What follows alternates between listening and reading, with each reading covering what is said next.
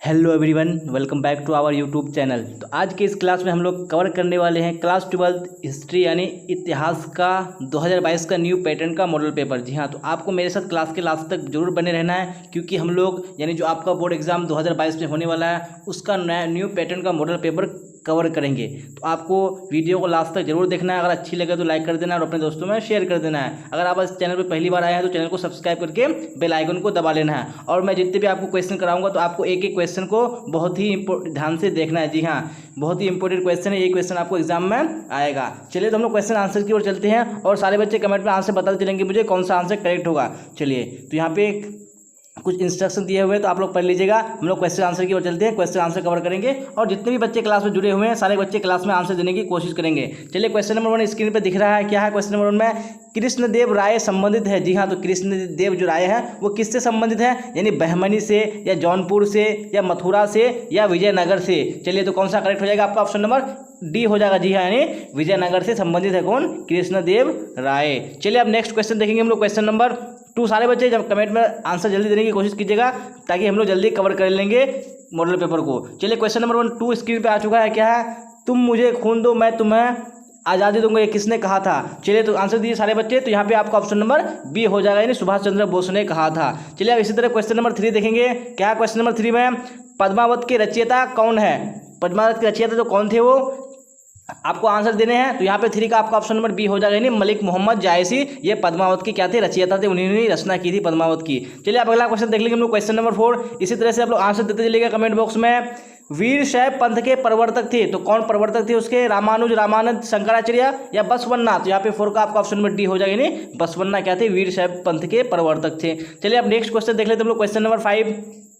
आप लोग कमेंट में जल्दी आंसर देने की कोशिश कीजिएगा क्योंकि हम लोग जल्दी इस मॉडल पेपर को कवर करेंगे। चलिए, क्या है क्वेश्चन नंबर 5 में? अशोक द्वारा प्रचारित बौद्ध धर्म कहाँ प्रचलित नहीं हुआ था? तो कहाँ पे प्रचलित नहीं हुआ था आंसर देने हैं आपको। तो यहाँ पे आपका ऑप्शन नंबर सी हो जाएगा, यानी ब्रिटेन में प्रचलित नहीं हुआ था। चलिए, अब देख लेते हैं हम लोग नेक्स्ट क्वेश्चन, क्वेश्चन नंबर 6। क्या है क्वेश्चन नंबर 6 में?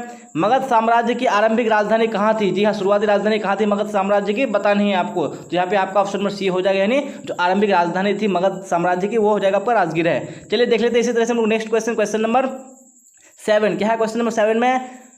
फ्रांकोइस बर्नियर कौन था? तो ये कौन था? एक फ्रांसीसी था, एक ब्रिटिश था, एक डच था या एक पुर्तगाली था? तो यहाँ पे आपका ऑप्शन नंबर ए हो जाएगा, यानी एक फ्रांसीसी था कौन? Francois Bernier. चलिए, इसी तरह से हम लोग नेक्स्ट क्वेश्चन देख लेंगे हम लोग, क्वेश्चन नंबर 8। और आप लोग कमेंट में आंसर बता दीजिएगा और क्लास को लाइक जरूर कीजिएगा क्योंकि हम लोग इस क्लास में यानी इंपॉर्टेंट मॉडल पेपर को कवर कर रहे हैं। क्या है क्वेश्चन नंबर 8 में? दिल्ली के जामा मस्जिद का निर्माण किसके काल में हुआ था? तो किस बादशाह के काल में हुआ था? तो आप सबको बताइए, यहाँ पे आपका ऑप्शन नंबर सी हो जाएगा, यानी शाहजहां के काल में हुआ था। चलिए, आप देख लेते हैं नेक्स्ट क्वेश्चन, क्वेश्चन नंबर 9। क्या है क्वेश्चन नंबर 9 में?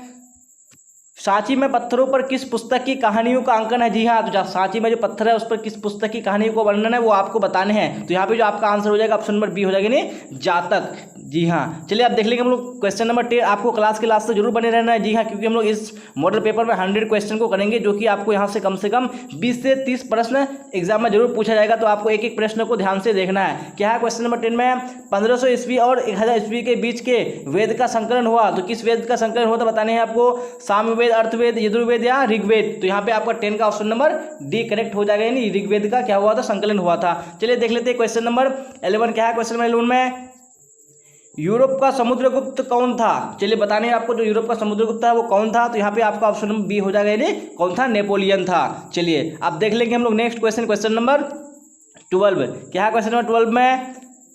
पुर्तगालियों ने गोवा पर आक्रमण कब किया था? जी हाँ, गोवा पर अधिकार किया था वो कब किया था पुर्तगालियों ने? तो यहाँ पे आपका ऑप्शन नंबर सी हो जाएगा, यानी 1510 ईस्वी में अधिकार कर लिया था गोवा पर। चलिए, नेक्स्ट क्वेश्चन, क्वेश्चन नंबर 13 देख लेंगे हम लोग। क्या है क्वेश्चन 13 में? 1857 के विद्रोह में शहीद होने वाला पहला व्यक्ति कौन था? तो वह बताने हैं जो पहला व्यक्ति शहीद हुआ था 1857 के विद्रोह में वो कौन था। तो यहाँ पे आपका ऑप्शन नंबर बी हो जाएगा, यानी मंगल पांडे था। चलिए, आप देख लेते हैं हम लोग नेक्स्ट क्वेश्चन, क्वेश्चन नंबर 14। क्या है क्वेश्चन नंबर 14 में? वो आपको बताने हैं कमेंट बॉक्स में। यानी ईसा पूर्व 6ठी और 4ठी शताब्दियों के बीच सबसे शक्तिशाली महाजनपद इनमें से कौन था? तो कौन सा जो मेरी महाजनपद था वो शक्तिशाली था कब? यानी 6ठी ईसा पूर्व से 4ठी शताब्दी तक। तो यहाँ पे आपका ऑप्शन नंबर ए हो जाएगा, यानी मगध साम्राज्य। चलिए, अब देख लेते हैं हम लोग अगला क्वेश्चन, क्वेश्चन नंबर 15। क्या है क्वेश्चन नंबर 15 में? यह क्वेश्चन नंबर 15 स्क्रीन पे आ चुका है। तो बताने हैं आपको सारे बच्चे, बताइए आंसर क्वेश्चन नंबर 15 का क्या कौन सा करेक्ट होगा।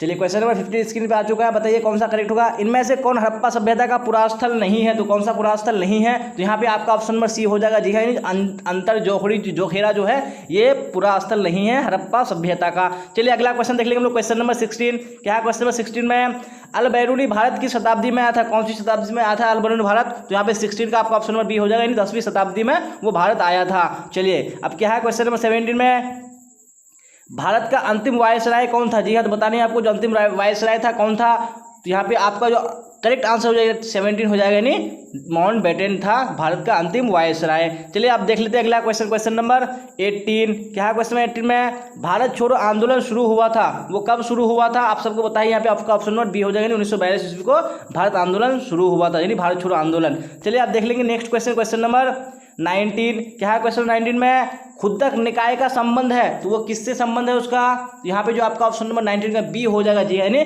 सूत्र पिटक से संबंध है किसका, खुद्दक निकाय का। चलिए आप देख लेंगे हम लोग नेक्स्ट क्वेश्चन, क्वेश्चन नंबर 29 तक हम लोगों ने कर लिया है, 19 तक।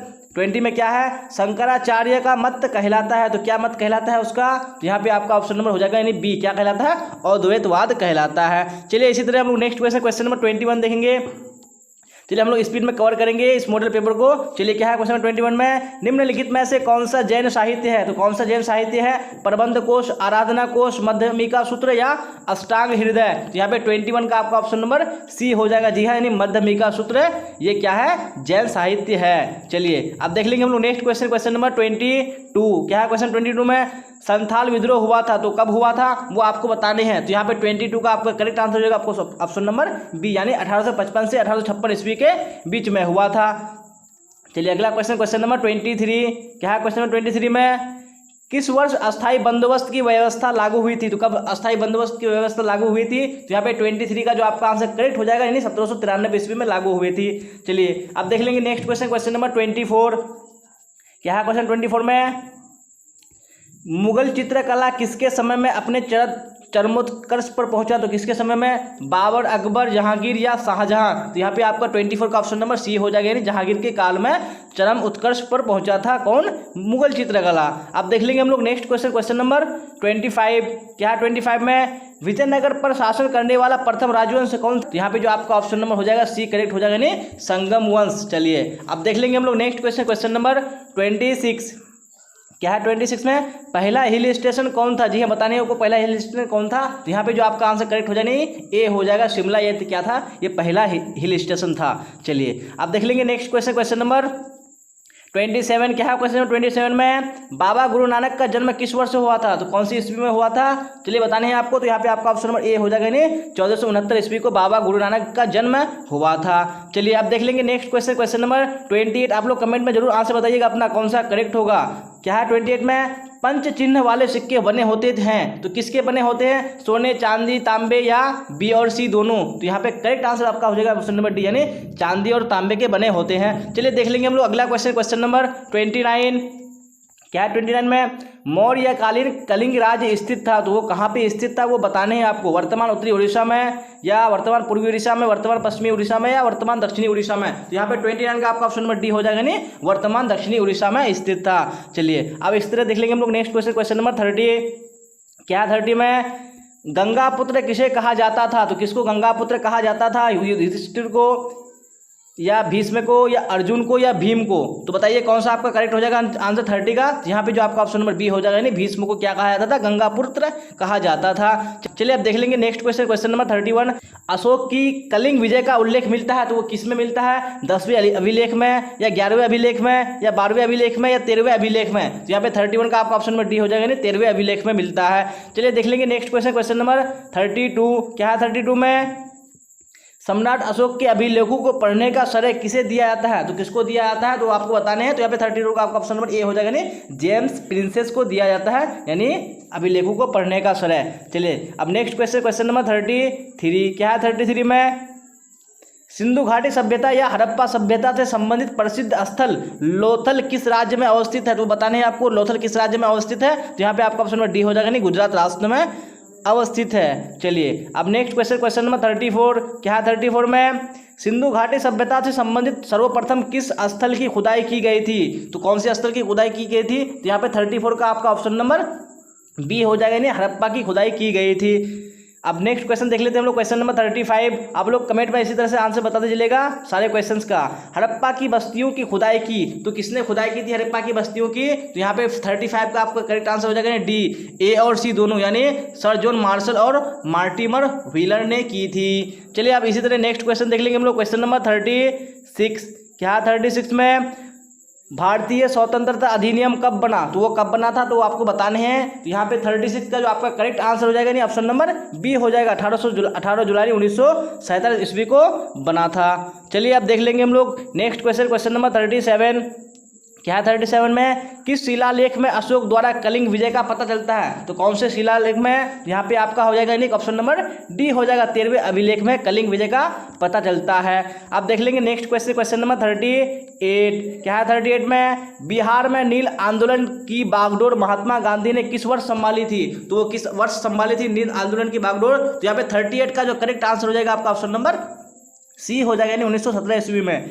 चलिए अब देख लेंगे नेक्स्ट क्वेश्चन, क्वेश्चन नंबर 39। क्या है 39 में?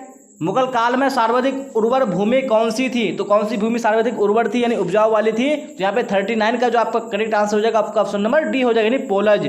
चलिए आप देख लेंगे नेक्स्ट क्वेश्चन, क्वेश्चन नंबर 40। क्या है 40 में? हम्पी नगर किस साम्राज्य से संबंधित है? तो कौन सा साम्राज्य संबंधित है? तो यहाँ पे 40 का करेक्ट आंसर आपका ऑप्शन नंबर डी हो जाएगा, यानी विजयनगर साम्राज्य से संबंधित है। अब नेक्स्ट क्वेश्चन, क्वेश्चन नंबर 41 देख लेंगे हम लोग। क्या 41 में?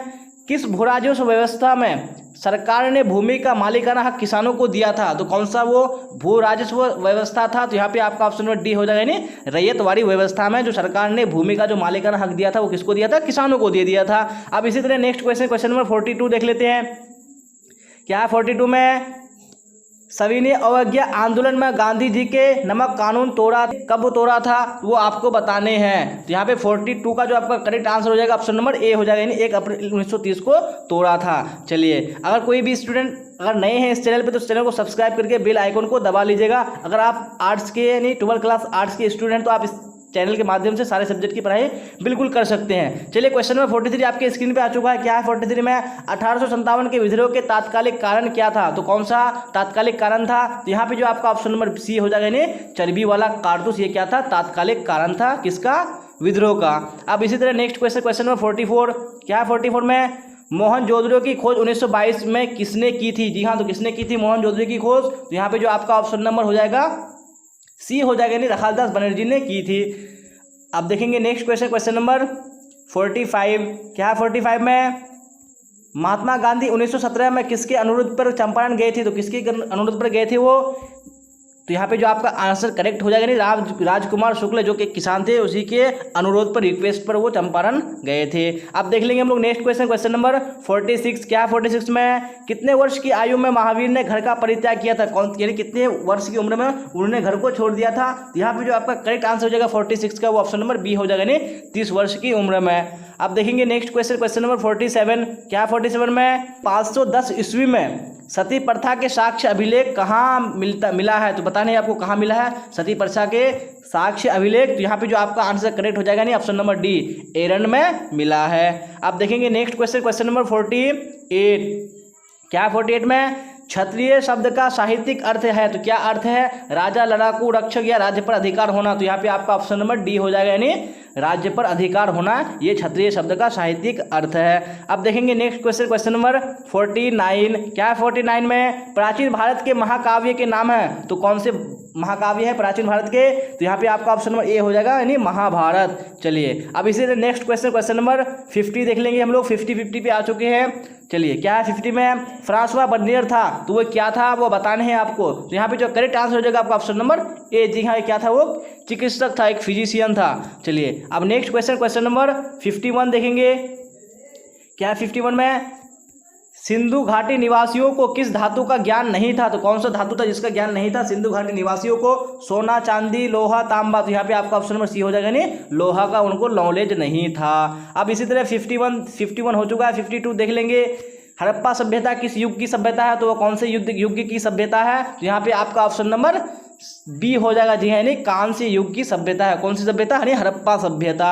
चलिए अभी इसी तरह नेक्स्ट क्वेश्चन देख लेंगे हम लोग। क्वेश्चन नंबर 53, क्या 53 में गुप्त काल में कौन चीनी यात्री भारत आया था? तो कौन सा चीनी यात्री गुप्त काल में भारत आया था? तो यहाँ पे आपका 53 का करेक्ट आंसर हो जाएगा ना सी, ह्वेन सांग ये भारत आया था। चलिए अब इसी तरह नेक्स्ट क्वेश्चन देखेंगे। क्वेश्चन नंबर 54, क्या 54 में इंडिका के लेखक कौन है? तो कौन इंडिका के लेखक है? तो यहाँ पे आपका ऑप्शन नंबर हो जाएगा यानी बी, जी हाँ, जो मेगास्थनीज है ये इंडिका के लेखक हैं। अब इसी तरह नेक्स्ट क्वेश्चन, क्वेश्चन नंबर 55, क्या 55 में अशोक किस वंश का शासक था? तो कौन से वंश का शासक था? तो यहाँ पे 55 का आपको करेक्ट आंसर हो जाएगा ऑप्शन नंबर बी, वो मौर्य वंश का शासक था। कौन? अशोक। चलिए अब नेक्स्ट क्वेश्चन, क्वेश्चन नंबर 56, क्या 56 में पुराणों की संख्या कितनी है? तो बताने हैं आपको कितनी संख्या है पुराणों की। तो यहाँ पे 56 का आपका ऑप्शन नंबर बी हो जाएगा यानी 18। चलिए अब नेक्स्ट क्वेश्चन, क्वेश्चन नंबर 57, क्या 57 में महाभारत की रचना किस भाषा में हुई थी? तो कौन सी भाषा में हुई थी? संस्कृत, पाली, प्राकृत या हिंदी? तो यहाँ पे आपका ऑप्शन नंबर ए करेक्ट हो जाएगा यानी संस्कृत भाषा में महाभारत की रचना हुई थी। अब इसी तरह नेक्स्ट क्वेश्चन, क्वेश्चन नंबर 58 देखेंगे और आप लोग कमेंट में आंसर जरूर बताते चलिएगा कौन कौन सा आंसर करेक्ट होगा आपका क्वेश्चंस का। क्या है 58 में, क्या है क्वेश्चन नंबर 58 में श्वेतांबर एवं दिगंबर का संबंध किस धर्म से है? तो कौन से धर्म से संबंध है? तो यहाँ पे आपका ऑप्शन नंबर यानी डी हो जाएगा, जैन धर्म से संबंध है किसका? श्वेतांबर और दिगंबर का। चलिए अब देखेंगे नेक्स्ट क्वेश्चन, क्वेश्चन नंबर 59, क्या 59 में त्रिपिटक साहित्य का संबंध है? तो वो किससे संबंध है? तो यहाँ पे आपका ऑप्शन नंबर बी हो जाएगा, जी हाँ, यानी बौद्ध धर्म से संबंध है किसका? त्रिपिटक साहित्य का। अब इसी तरह नेक्स्ट क्वेश्चन, क्वेश्चन नंबर 60 देखेंगे। क्या 60 में अल बैरूनी किसके साथ भारत आया था? तो वो किसके साथ भारत आया था वो आपको बताने हैं। तो यहाँ पे 60 का आपका ऑप्शन नंबर बी हो जाएगा, यानी महमूद गजनी के साथ भारत आया था। चलिए अब नेक्स्ट क्वेश्चन देख लेते हैं हम लोग। क्वेश्चन नंबर 61, क्या 61 में इब्न बतूता ने अपनी यात्रा का विवरण किस भाषा में लिखा था? तो वो किस भाषा में अपनी यात्रा वृत्तांत को लिख रहा था वो बताने हैं आपको। तो यहाँ पे 61 का आपका ऑप्शन नंबर डी हो जाएगा, यानी अरबी भाषा में लिखा था। चलिए अब देखेंगे नेक्स्ट क्वेश्चन, क्वेश्चन नंबर 62, किस शासक ने अपनी राजधानी दिल्ली से दौलताबाद परिवर्तित की थी? तो वो कौन सा यानी शासक था? तो यहाँ पे 62 का आपका करेक्ट आंसर हो जाएगा नहीं ऑप्शन नंबर बी, यानी मोहम्मद तुगलक। इसको एक पागल बादशाह भी कहा जाता था, वो सिर्फ राजधानी चेंज करते रहता था यहाँ से वहाँ। चलिए अब देख लेंगे नेक्स्ट क्वेश्चन, क्वेश्चन नंबर 63, क्या है 63 में तलवंडी किसका जन्म स्थान था? तो किसका जन्म स्थान तलवंडी था। तो यहाँ पे 63 का आपका करेक्ट आंसर हो जाएगा नहीं नानक, यानी गुरु नानक देव जी का जन्म स्थान था। चलिए अब देखेंगे नेक्स्ट क्वेश्चन, क्वेश्चन नंबर 64, क्या 64 में रूस में भारत विद्या का जनक किसे कहा जाता है? तो किसको कहा जाता है? तो यहाँ पे आपका ऑप्शन नंबर यानी 64 का जो करेक्ट होगा ऑप्शन नंबर बी हो जाएगा, यानी GS लीवी देव को भारत विद्या का जनक कहा जाता है। चलिए अब देख लेंगे हम लोग अगला क्वेश्चन, क्वेश्चन नंबर 65, क्या 65 में हम्पी किस साम्राज्य से संबंधित है? मौर्य, गुप्त, बहमनी या विजयनगर? तो यहाँ पे जो आपका करेक्ट आंसर हो जाएगा 65 का वो हो जाएगा ऑप्शन नंबर डी, यानी विजयनगर साम्राज्य से संबंधित है। चलिए अब देखेंगे नेक्स्ट क्वेश्चन, क्वेश्चन नंबर 66, क्या है तंबाकू पर किस शासक ने प्रतिबंध लगाया? तो कौन सा शासक था वो आपका ऑप्शन नंबर सी हो जाएगा, यानी अकबर जहांगीर ने प्रतिबंध लगाया था। चलिए अब नेक्स्ट क्वेश्चन, क्वेश्चन नंबर 67, क्या है 67 में आईने अकबरी कितने भागों में विभक्त है? तो कितने भागों में बटा हुआ है? तो यहाँ पे आपका ऑप्शन नंबर हो जाएगा सी करेक्ट हो जाएगा, नहीं 3 भागों में बटा हुआ है। कौन? आईने अकबरी। चलिए अब देखेंगे नेक्स्ट क्वेश्चन, क्वेश्चन नंबर 68, क्या 68 में दीन इलाही संबंधित है? वो किससे संबंधित है दीन इलाही? तो यहाँ पे जो आपका ऑप्शन नंबर सी हो जाएगा, यानी अकबर से संबंधित है। चलिए अब इसी तरह नेक्स्ट क्वेश्चन, क्वेश्चन नंबर 69 देख लेते हैं और आप लोग कमेंट में आंसर बताना मत भूलिएगा और क्लास को लाइक जरूर कीजिएगा और अपने दोस्तों में शेयर कीजिएगा। अगर आप इस चैनल पर पहली बार आए तो चैनल को सब्सक्राइब करके बेल आइकन को जरूर दबा लीजिएगा। कौन मुगल बादशाह आलमगीर के नाम से जाना जाता था? किसको आलमगीर के नाम से जाना जाता था? तो यहाँ पे आपका ऑप्शन नंबर सी हो जाएगा, यानी औरंगजेब को आलमगीर के नाम से जाना जाता था। चलिए देख लेंगे हम लोग इसी तरह से नेक्स्ट क्वेश्चन, क्वेश्चन नंबर 70, क्या 70 में अकबरनामा की रचना किसने की? तो किसने की थी अकबरनामा की रचना? तो यहाँ पे जो आपका ऑप्शन नंबर हो जाएगा डी करेक्ट हो जाएगा, यानी अबुल फजल ने की थी अकबरनामा की रचना। चलिए देख लेंगे अगला क्वेश्चन, क्वेश्चन नंबर 71, क्या 71 में पानीपत का प्रथम युद्ध किस वर्ष हुआ था? तो किस वर्ष हुआ था प्रथम युद्ध? तो यहाँ पे आपका ऑप्शन नंबर बी करेक्ट हो जाएगा, यानी 1526 ईस्वी को प्रथम युद्ध हुआ था पानीपत का। क्या है क्वेश्चन नंबर 72 में दामिनी कोह क्या था? तो ये दामिनी कोह जो था वो क्या था? तो यहाँ पे आपका ऑप्शन नंबर ए हो जाएगा, यानी दामिनी कोह क्या था? एक भूभाग था। चलिए अब देख लेंगे नेक्स्ट क्वेश्चन, क्वेश्चन नंबर 73। क्या 73 में अस्थाई बंदोबस्त संबंधित है, वो किससे संबंधित है? तो यहाँ पे जो आपका करेक्ट आंसर हो जाएगा 73 का, यानी डी हो जाएगा, लॉर्ड कॉर्नवालिस से संबंधित है। चलिए अब देख लेंगे नेक्स्ट क्वेश्चन, क्वेश्चन नंबर 74। क्या है 74 में? पुर्तगालियों ने गोवा पर कब अधिकार किया? तो कब अधिकार किया था पुर्तगालियों ने? तो यहाँ पे 74 का आपका करेक्ट आंसर हो जाएगा ऑप्शन नंबर बी, यानी 1510 ईस्वी में अधिकार किया था। Next question, question number 75। Bengal विभाजन की घोषणा किस वर्ष हुई? तो किस वर्ष हुई थी? तो यहाँ पे 75 का आपका ऑप्शन नंबर ए हो जाएगा, नहीं 1905 ईस्वी को बंगाल विभाजन की घोषणा हुई थी। अब नेक्स्ट क्वेश्चन, क्वेश्चन नंबर 76 देख लेते हैं। रखालदास बनर्जी को मोहनजोदड़ो के अवशेष किस वर्ष मिले? तो कब मिले थे अवशेष? तो यहाँ पे जो आपका करेक्ट आंसर हो जाएगा 76 का ऑप्शन नंबर सी हो जाएगा, यानी 1922 ईस्वी को मिले थे। चलिए अब देख लेंगे नेक्स्ट क्वेश्चन, क्वेश्चन नंबर 77। क्या है 77 में? सिंधु घाटी सभ्यता में विशाल स्नानागार के अवशेष कहाँ से प्राप्त हुए? तो कहाँ से प्राप्त हुए थे? तो यहाँ पे 77 का आपका ऑप्शन नंबर डी हो जाएगा, यानी मोहनजोदड़ो से प्राप्त हुआ था विशेष, यानी विशाल स्नानागार का अवशेष। क्या 78 में विजयनगर साम्राज्य की स्थापना किसने की? तो किसने की थी विजयनगर साम्राज्य की स्थापना? तो यहाँ पे जो आपका करेक्ट आंसर हो जाएगा, नहीं ऑप्शन नंबर बी हो जाएगा, यानी दो भाई थे हरिहर और बुक्का, उसी ने यानी स्थापना की थी। अब नेक्स्ट क्वेश्चन, क्वेश्चन नंबर 79 देखेंगे हम लोग। प्रयाग प्रशस्ति की रचना किसने की थी? तो बताइए किसने की थी प्रयाग प्रशस्ति की रचना? तो यहाँ पे 79 का आपका करेक्ट आंसर हो जाएगा ऑप्शन नंबर सी हो जाएगा, यानी हरिसेन ने की थी। अब नेक्स्ट क्वेश्चन, क्वेश्चन नंबर 80 देखेंगे हम लोग। क्या है 80 में? सवार का संबंध किससे था? तो वो किससे संबंध था? तो यहाँ पे आपका ऑप्शन नंबर ए हो जाएगा, यानी घुड़सवार से संबंध था सवार का। अब नेक्स्ट क्वेश्चन, क्वेश्चन नंबर 81। क्या है 81 में? महाभारत की रचना किसने की? तो किसने की थी? तो यहाँ पे आपका करेक्ट आंसर हो जाएगा ऑप्शन नंबर डी हो जाएगा, यानी वेद व्यास ने की थी महाभारत की रचना। अब नेक्स्ट क्वेश्चन, क्वेश्चन नंबर 82 देखेंगे हम लोग। क्या है 82 में? किस भारतीय शासक को नेपोलियन की संज्ञा दी गई है? तो कौन सा भारतीय शासक है वो? चंद्रगुप्त मौर्य या समुद्रगुप्त? तो यहाँ पे जो आपका करेक्ट आंसर हो जाएगा 82 का, वो ऑप्शन नंबर बी हो जाएगा, यानी समुद्रगुप्त को नेपोलियन की संज्ञा दी गई है। अब नेक्स्ट क्वेश्चन, क्वेश्चन नंबर 83 देखेंगे। क्या है 83 में? 16 महाजनपदों में सबसे शक्तिशाली महाजनपद कौन था? तो यहाँ पे जो आपका करेक्ट आंसर हो जाएगा ऑप्शन नंबर ए, मगध क्या था? ये बहुत ही शक्तिशाली महाजनपद था। अब नेक्स्ट क्वेश्चन, क्वेश्चन नंबर 84। क्या है 84 में? इब्न बतूता किस देश का निवासी था? तो यहाँ पे कौन सा देश का निवासी था इब्न बतूता? तो आपका ऑप्शन नंबर बी हो जाएगा, यानी मोरक्को का निवासी था कौन? Ibn Battuta. अब 85 यानी देख लेंगे हम लोग। 85 में क्या बोला जा रहा है? कुतुब मीनार का निर्माण किसने शुरू किया? तो किसने शुरू किया था कुतुब मीनार का निर्माण? तो यहाँ पे आपका ऑप्शन नंबर सी हो जाएगा, यानी कुतुबुद्दीन ऐबक ने शुरू किया था। अब नेक्स्ट क्वेश्चन, क्वेश्चन नंबर 86 देख लेते हैं हम लोग।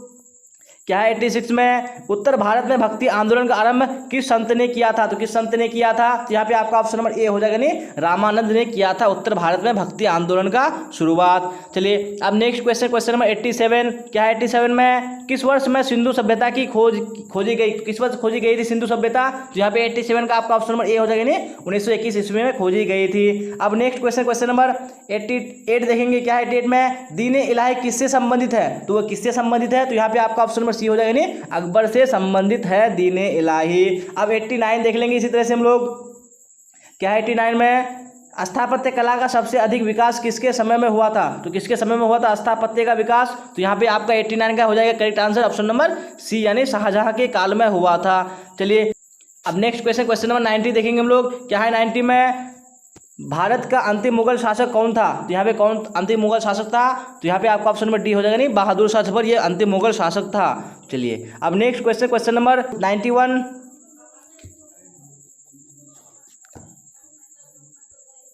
निजामुद्दीन औलिया की दरगाह कहाँ स्थित है? तो कहाँ पे स्थित है? दिल्ली, आगरा, फतेहपुर सीकरी या अजमेर? तो यहाँ पे आपका ऑप्शन नंबर ए करेक्ट हो जाएगा, नहीं दिल्ली में स्थित है। अब देखेंगे नेक्स्ट क्वेश्चन, क्वेश्चन नंबर 92। क्या है 92 में?